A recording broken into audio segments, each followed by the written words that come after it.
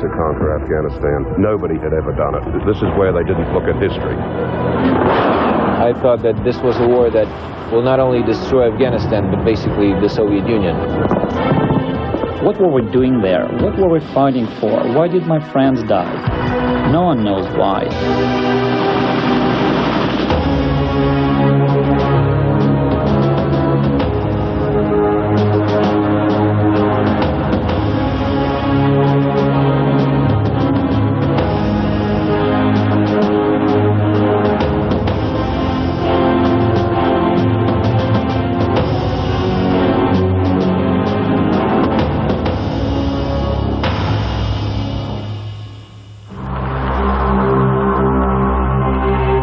This is Moscow, the heart of what was once the Soviet Union. If nations are forged by wars, then the USSR was tempered in the fires of World War II. The scale of the conflict is difficult to imagine. At least 20 million Soviets died fighting the Nazis. Soviet children were raised on stories of their parents' and their grandparents' bravery in World War II. Vicious battles were turned into simple moral tales. The heroes were communists, the villains were Nazis. Good triumphed over evil. Now communism is gone, but veterans of the Second World War still hold an honored place in Russian society. But few praise the soldiers who fought in the USSR's next and final war.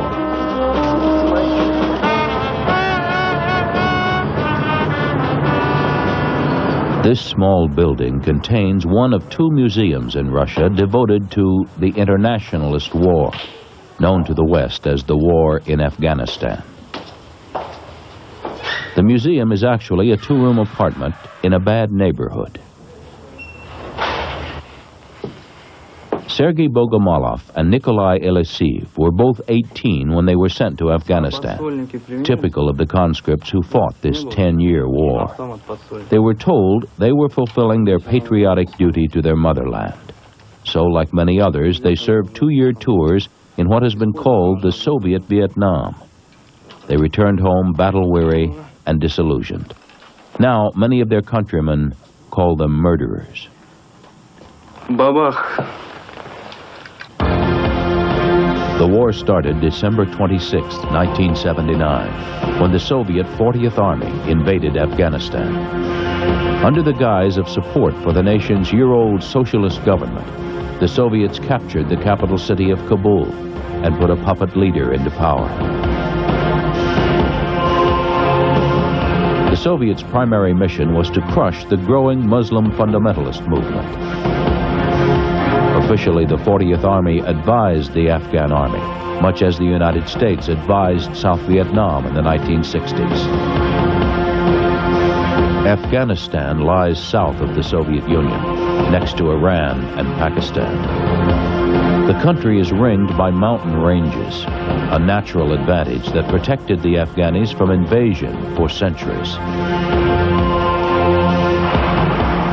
In the first month of the war, more than 50,000 soldiers poured through the Salang Pass into Afghanistan. Over the next 10 years, at least 500,000 others would follow. Everyone in '79 told us that we would be defending our southern borders. From whom? That's a difficult question. It's fully possible that at that time they told us it was from you. That is, from the Americans. The Soviets rolled into Afghanistan with heavy armor, including T-62 and T-72 tanks. But like Soviet tactics, these tanks were designed for European cities and forests.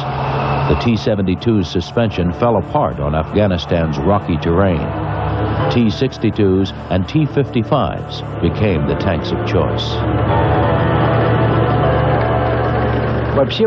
In general, the use of tanks in combat operations in Afghanistan was not effective. was not effective.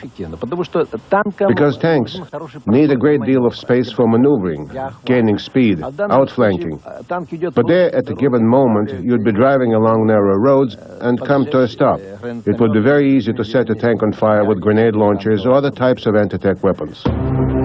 The Soviets' enemies were a loosely organized band of mountain tribesmen and mercenary soldiers who called themselves the Mujahideen, soldiers of God. They planned to inflict the death of 1,000 cuts on the Soviet and Afghan armies through small terrorist strikes. We were 6 tanks entering the gorge. It was the tactic of the Mujahideen to first explode the tanks with the mines, then to rocket the tanks from the high points on the mountains. When a mine exploded under my tank, I knew the next thing would be rockets coming toward me. I ordered my men, my 4 men in the tank, to jump out before the rockets came. I got out of the tank, but 2 men were still inside when the rockets hit it. Those 2 people died. The 3rd man died outside the tank. I received shrapnel wounds in my leg. The Mujahideen destroyed my tanks. The Mujahideen killed my friends. And the Mujahideen injured me. That was the most important day of my life. The second most important was the day I joined the Mujahideen.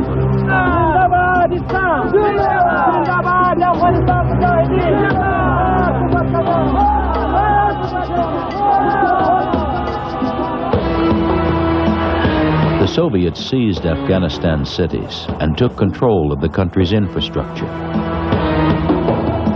Theoretically, the nation was theirs, but in reality, they never had it. The very sort of factional and decentralized nature of Afghanistan is part of what made it so impossible for the Soviet Union to conquer. This is where they didn't look at history. This is where they failed to recognize that the British had failed on 3 occasions to conquer Afghanistan, that nobody had ever done it. And in large part because Afghanistan is such a decentralized and, in a sense, factionalized country. Controlling the cities in Afghanistan means nothing. It doesn't mean that you control the country. In actual fact, what it does is it makes you a prisoner of those towns and of those roads. They're prisoners of their own tanks and their own armor, in a sense.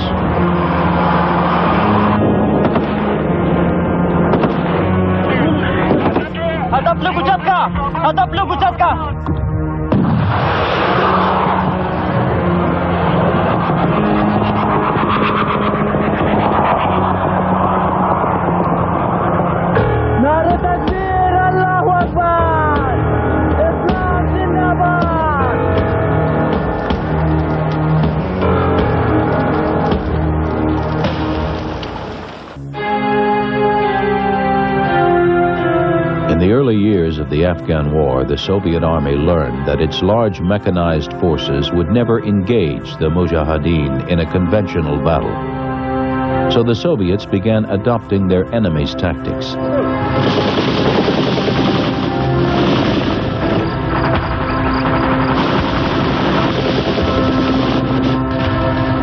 These small hit-and-run ambushes were successful, but they made no real difference. The Mujahideen knew their terrain far better than the Soviets ever could, yet many troops felt safer on foot than in armored vehicles. For the infantry, even in the mountains, there is at least a chance that you might save your skin under fire. You can jump behind some rock, you can find cover. But for a driver in an APC or a tank crew, there were many times when they were blown up, blown to bits. You'd be driving along and you can't tell if the road was mined or not. Because the Afghans did very clever things. There would be an ordinary plank lying on the road. On the underside of it would be electrical contact. You'd go over it, and about 150 meters from the road, somewhere in the bushes, amidst the brush, there would be a missile launcher. Your wheels would run over it, they'd trigger the contacts, and the missile would take off and arrive on target.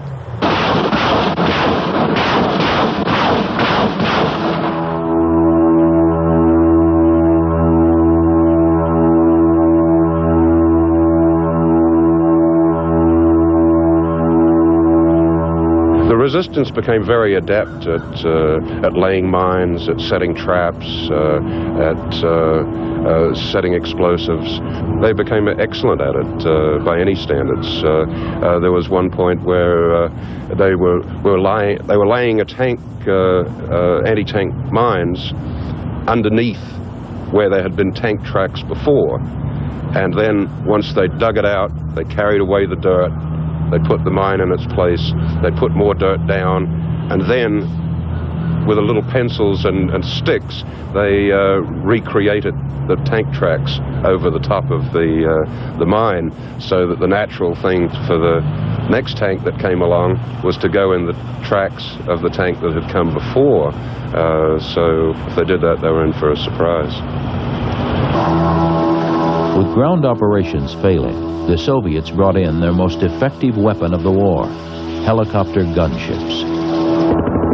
These almost turned the tide until the mid-80s, when the United States gave the resistance Stinger anti-aircraft missiles. Stingers forced helicopters to keep their distance, returning the focus back to ground warfare.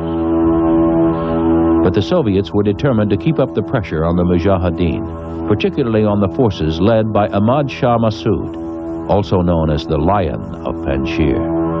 The Soviets sent 20,000 troops at a time up the Panjshir Valley on 9 occasions. There were 9 major Panjshir offensives, all with tanks and with armor, all with air cover.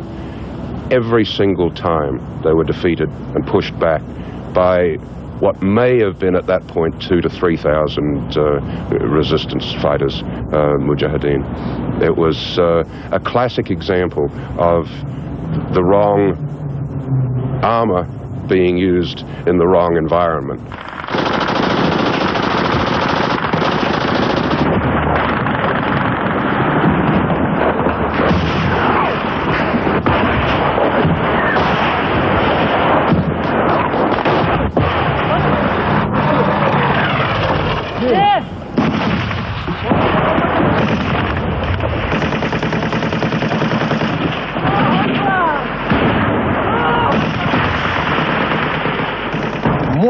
You could win that war on one condition.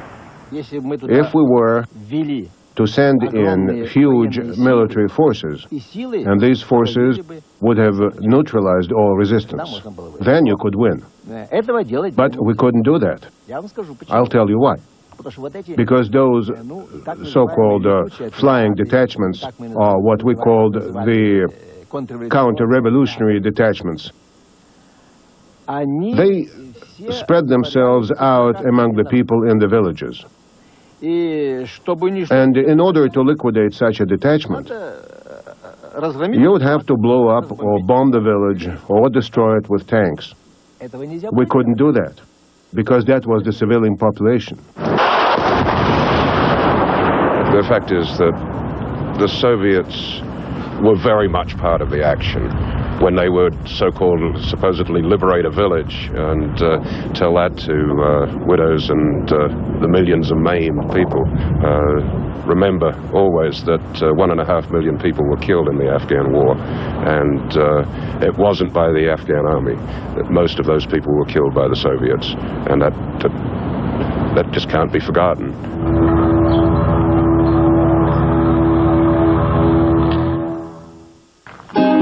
В черном тюльпане с водкой в стакане мы молча плывем над землей.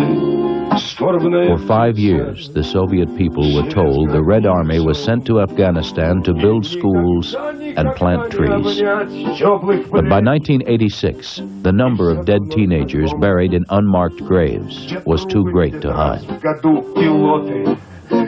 Morale had deteriorated to the point where folk songs were written about soldiers being carried home in body bags.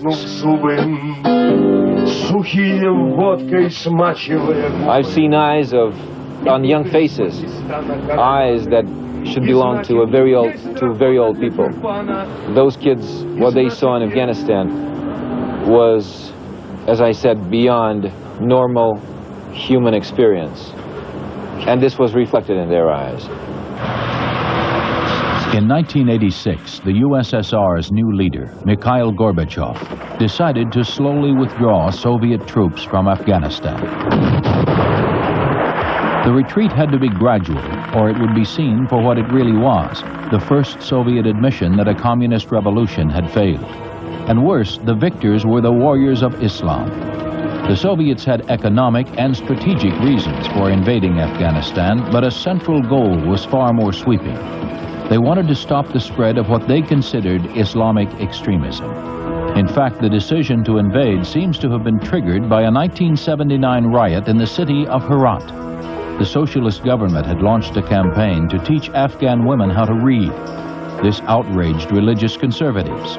Rioters broke into a Soviet compound and beheaded dozens of Russians and their families. The Kremlin drafted its invasion plans soon after. The Soviets always claimed that the momentum of history was on their side, but history had made other plans.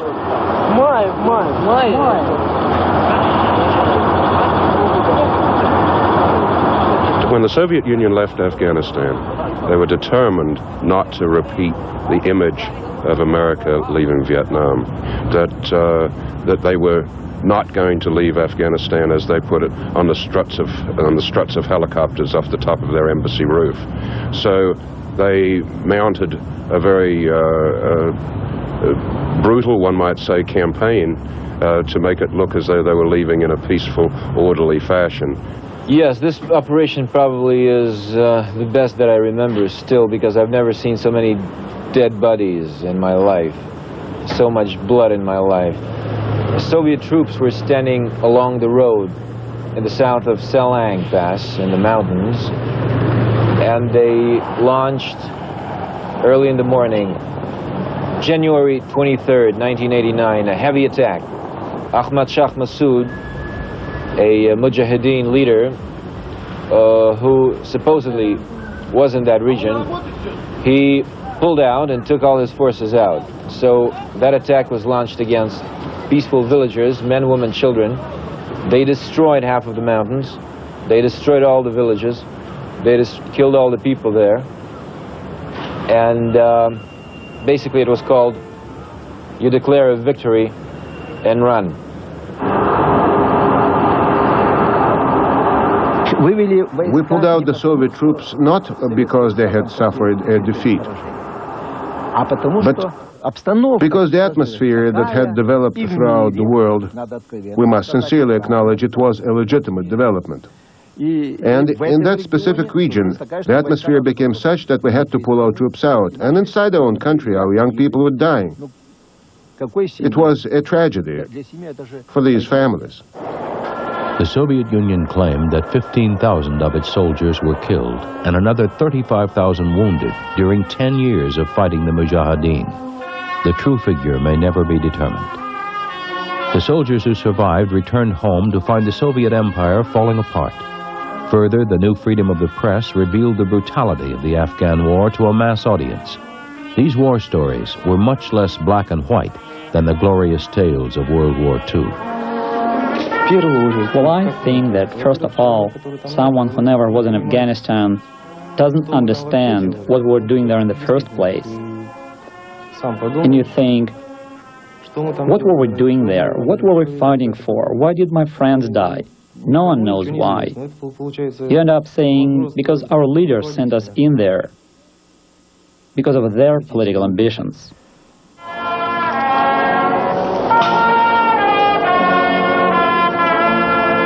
I was lucky to return alive.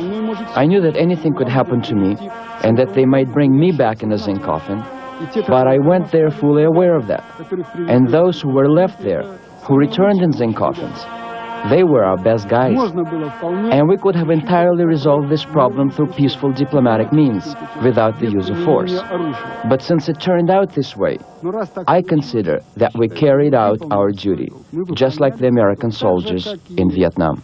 They were ordered to go, and they did their duty. The politicians are to blame. They must be judged. But for some reason, now we are told that we are criminals, murderers. Well, excuse me, what kind of a criminal or murderer am I? I was sent there, I was ordered to go there, and so were my comrades, and so were the soldiers and officers in Vietnam. They were ordered to go. We took an oath, we had our regulations, and we had to submit. If we didn't submit, then what the devil kind of army would we have? On February 15, 1989, the last Soviet troops pulled out of Afghanistan. They left behind a nation on the brink of civil war. Most observers thought the Mujahideen would overrun Kabul within a month. In fact, the Democratic Republic of Afghanistan outlived the USSR. It took 3 years for Kabul to fall.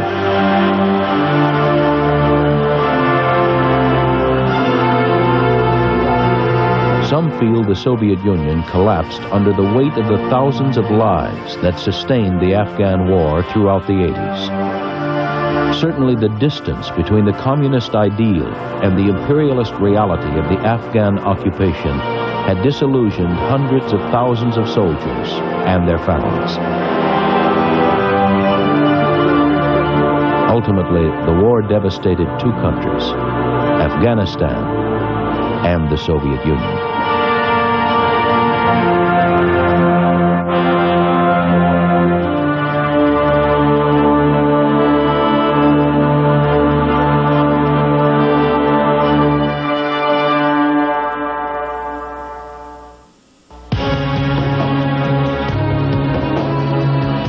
Coming up next, the ejection seat saves combat pilots from certain death on firepower. Then relive the major battles, the tragedies and the stunning victories on World War II. Only on the Discovery Channel. Explore your world.